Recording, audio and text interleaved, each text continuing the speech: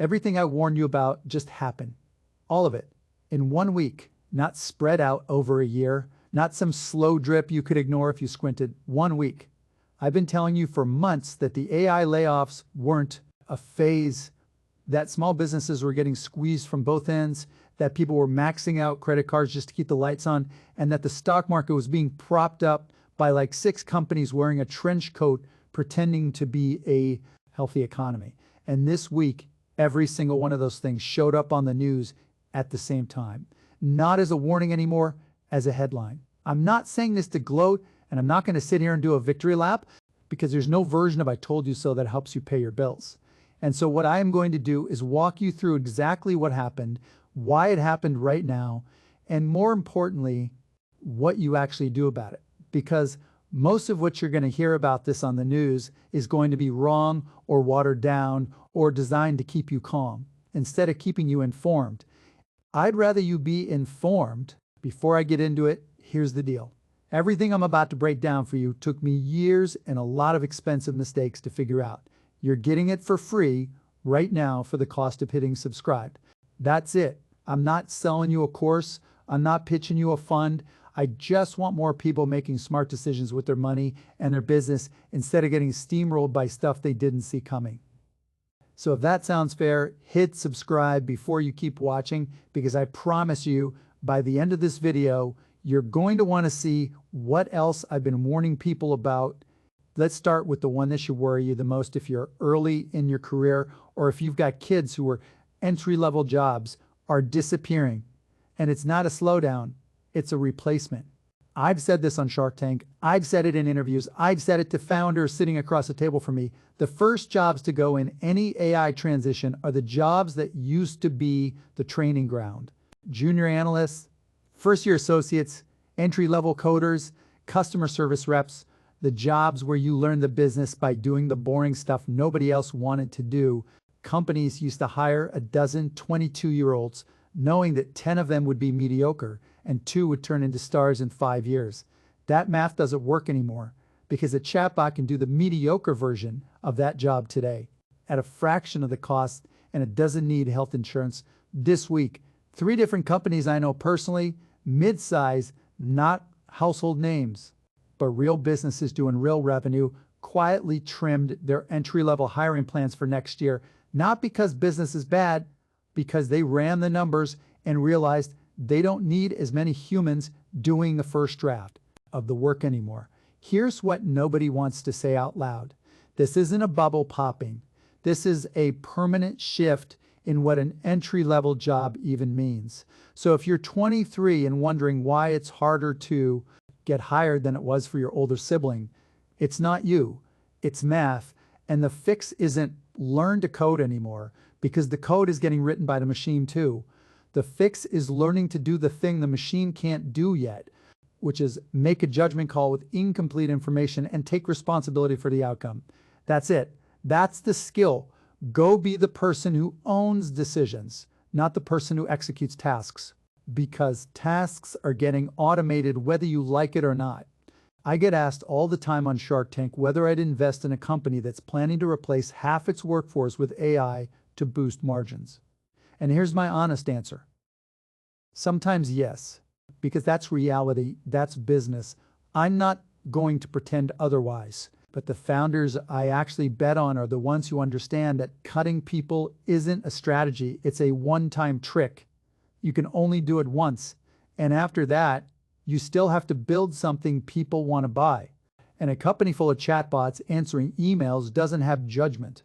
It doesn't have taste. It doesn't have the instinct to know when a customer is about to walk. That instinct is worth more right now than it's ever been worth, because it's getting rarer. So if you're watching this wondering if your job is safe, stop asking if your job is safe.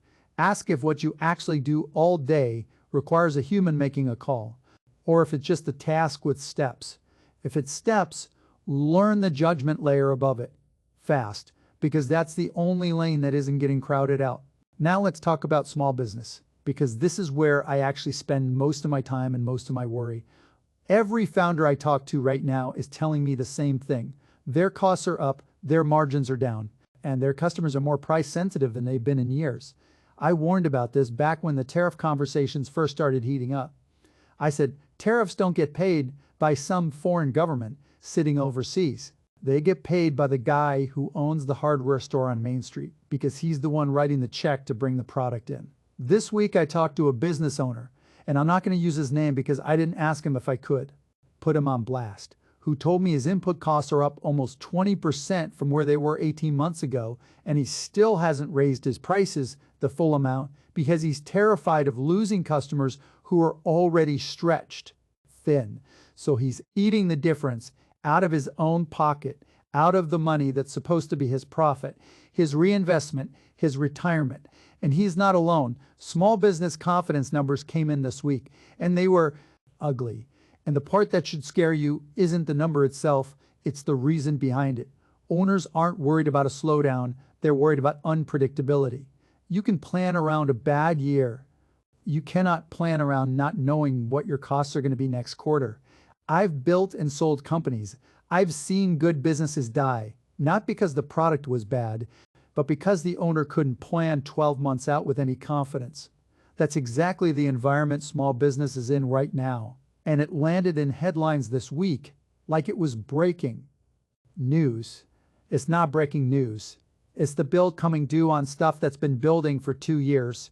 And here's what makes it worse. The small businesses getting hit the hardest are usually the good ones. The sloppy operators who were already running on fumes went out of business a while ago. That's just how it works. It's the disciplined owners, the ones who kept clean books, who paid their people fairly, who reinvested instead of taking distributions. They're the ones with enough runway to still be standing right now, which means they're also the ones absorbing the pain the longest. I've sat on the other side of this table plenty of times, looking at a founder who built something real and is watching the ground shift under them through no fault of their own. My advice to every one of them is the same thing I tell you if you're in that position right now. Stop hoping it stabilizes and start pricing for the world you're actually in. Raise prices in smaller, more frequent increments instead of one big scary jump. Talk to your best customers directly instead of assuming they'll bail the second the number changes. Because loyal customers will usually absorb a fair increase if you're honest with them about why, and renegotiate with your suppliers before you renegotiate with your landlord. Because suppliers have more room to move than most owners think, they just never get asked. Here's the one that really gets me because it's the most avoidable of everything on this list: consumer debt. I've been saying it since last year. People are financing their lifestyle on plastic because wages haven't kept up with the actual cost of living. And credit card companies are more than happy to let that happen because interest is the whole business model. This week, new numbers came out showing credit card debt and delinquency rates both climbing at the same time, which is the combination you really don't want to see because it means people aren't just borrowing more, they're falling behind on what they already owe. That's a different kind of trouble.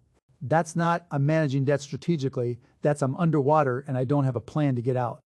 I built my entire fortune understanding cash flow, knowing what's coming in, what's going out, and never letting the gap get so wide that somebody else controls my decisions for me. Debt at 25% interest does exactly that. It hands control of your future to a bank. I don't care how smart you are, how much you make. If you're carrying a balance on a card charging you north of 20%, that is the single worst financial decision available to you short of walking into a casino. And I get it. Sometimes life happens, an emergency hits, you don't have a choice at the moment.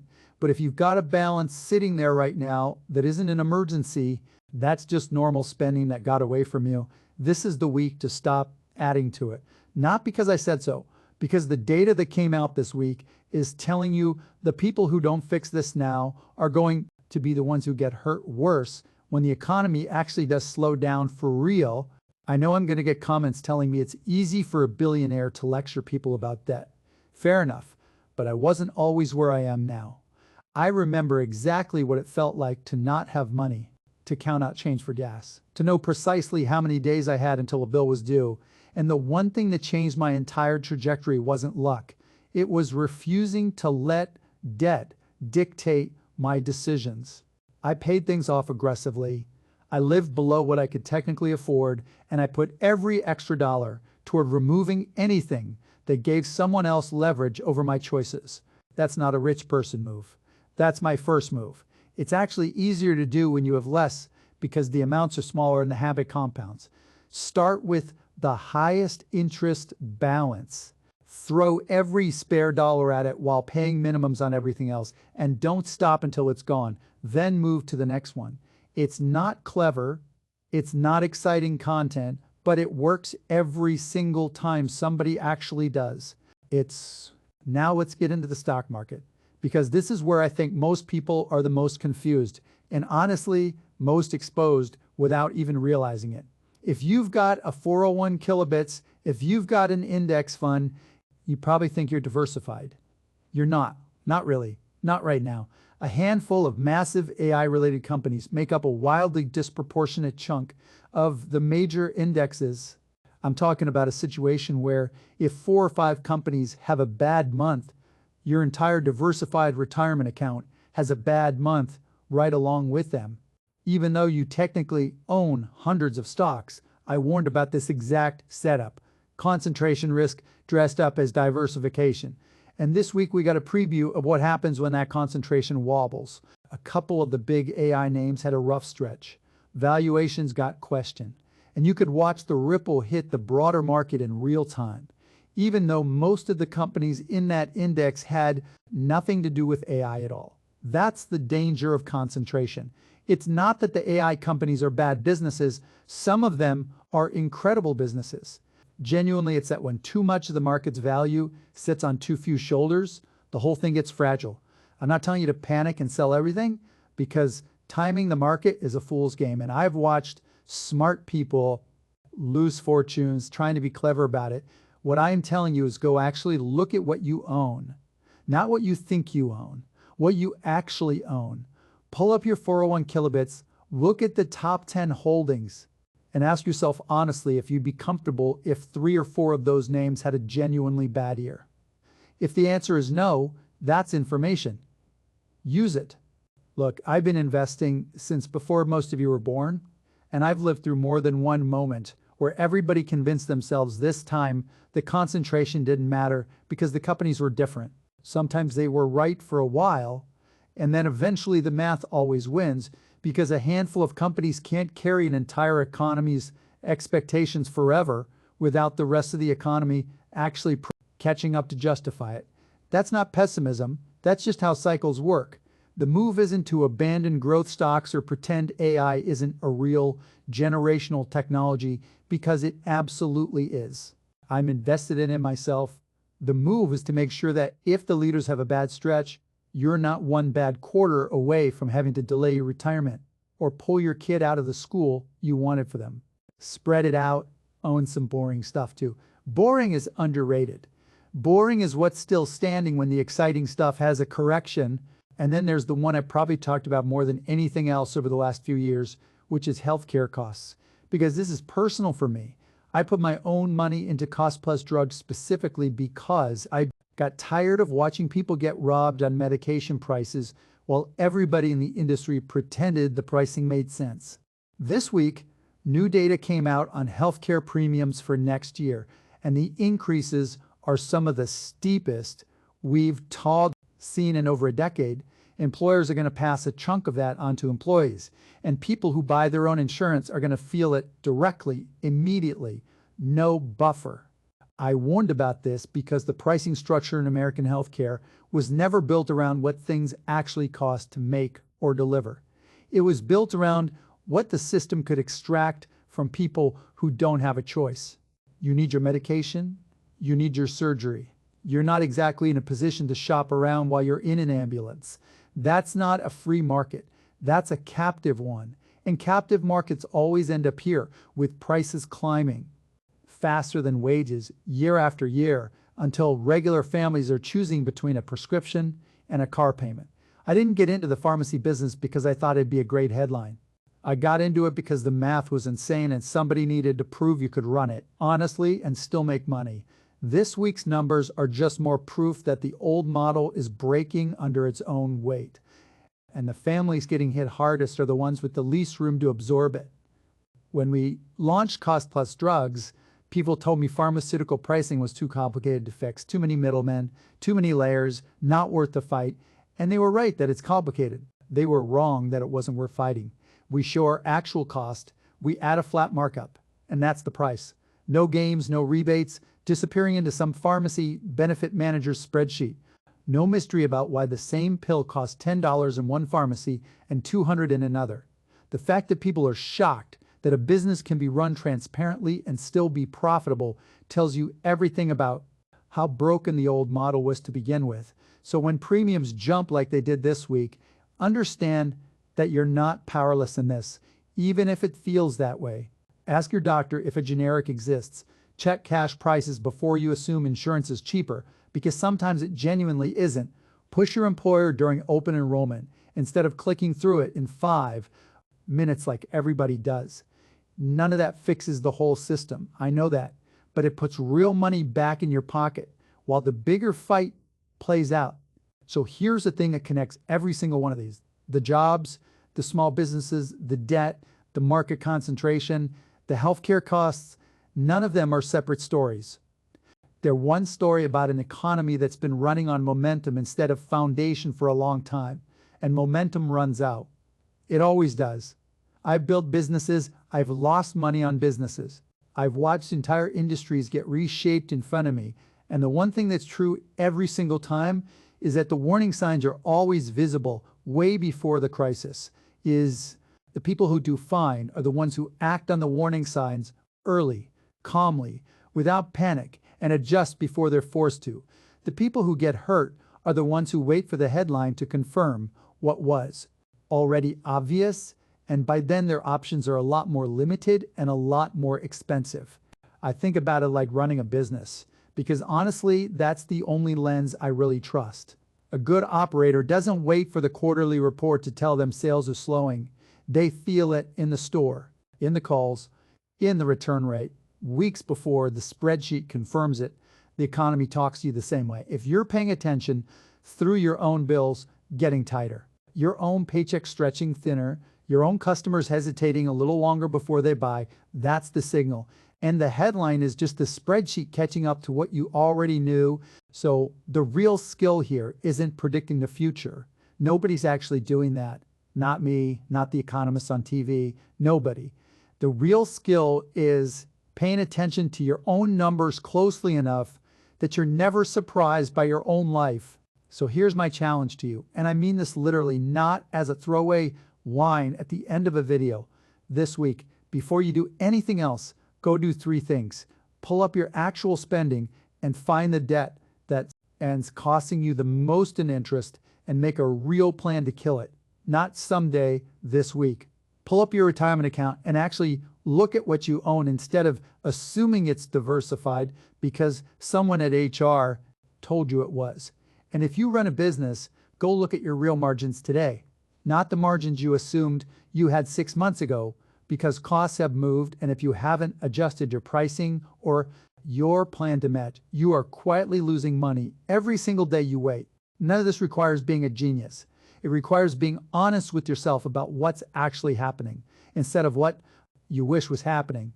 That's the whole game. I've watched people build real wealth doing exactly that, and I've watched smart, talented people get wiped out because they refused to look at the numbers honestly until it was too late. Don't be the second one. And I want to be clear about something before you go, because I don't want this video to just be another thing you watched and felt anxious about for 10 minutes and then forgot.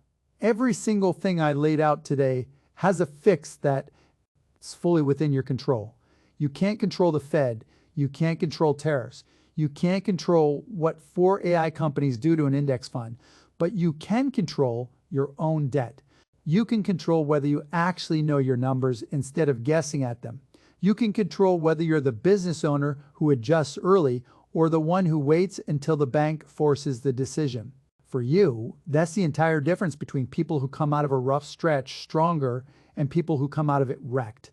It was never about being the smartest person in the room. It's about being the most honest one with yourself.